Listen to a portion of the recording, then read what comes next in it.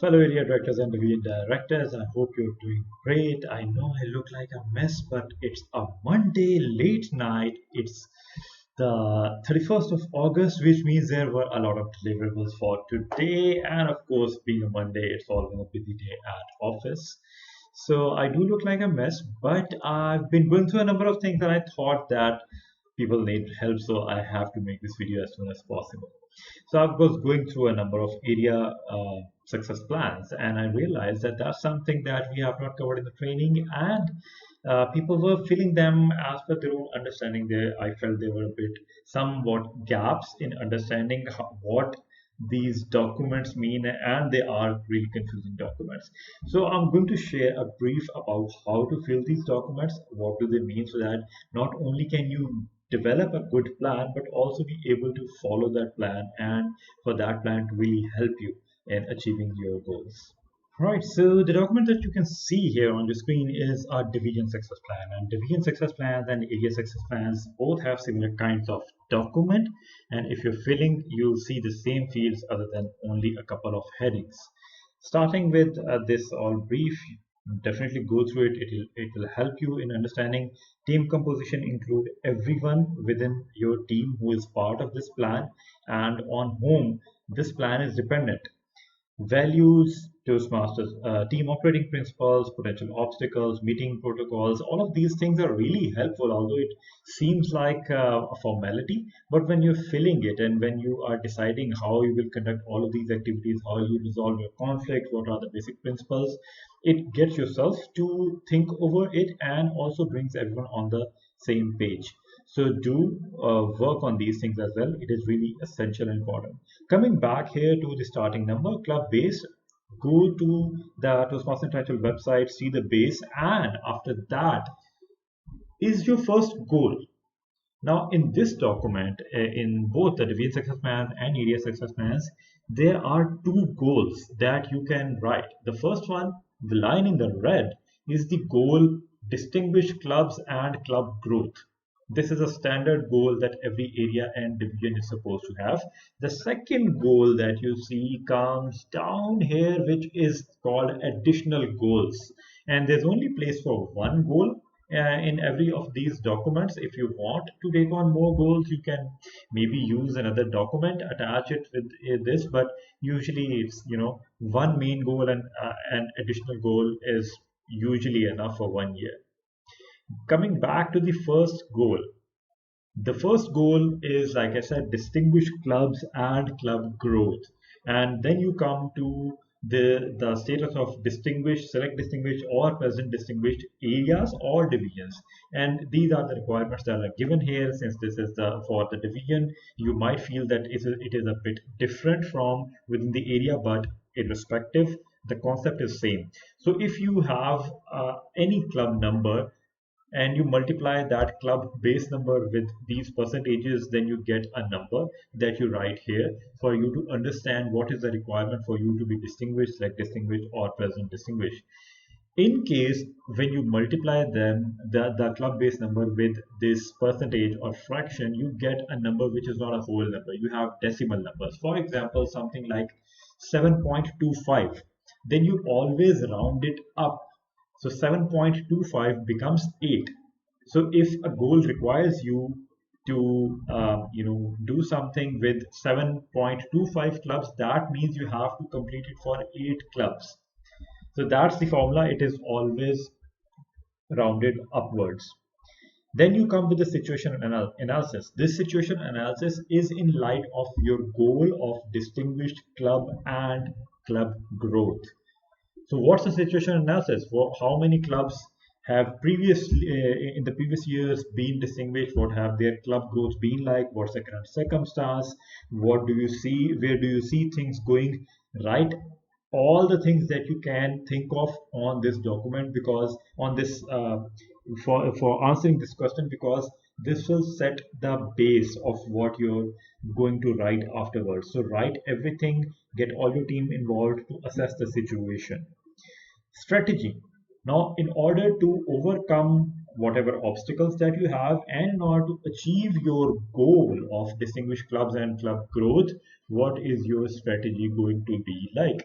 The first big this this field is for something descriptive. Write what your strategy is, what your ideology is, what are you aiming for, and how are you going to generally achieve it. And then you convert all of that strategy into some actions which will be taken to make sure that you achieve your strategy and then your goal. There are a standard of 5 actions for this strategy for your first goal. Action 1, 2, 3, 4, and 5. These will be distinguished actions that you will take. Maybe one of your action is to support a specific club. Write that. For this specific club, I'll perform this thing. For 2 of the other clubs, I'll perform this thing. Or for all the clubs within my area or division, I'll perform this thing, or we'll perform this thing. So write those actions that you are going to perform, and this action 1, 2, 3, 4, 5 are then repeated later when you reach in assignments and in timetable. There are again action 1, 2, 3, 4, 5. When you are up here writing your actions against the strategy, this is the action that you will take. When you come down to assignments, against action 1, you are to write who is assigned for performing this action, the action that you wrote upwards under the strategy thing. So this action 1 is connected with the previous action 1, and likewise the timetable again has another action 1, 2, 3, 4, 5. These are again linked to the previous action.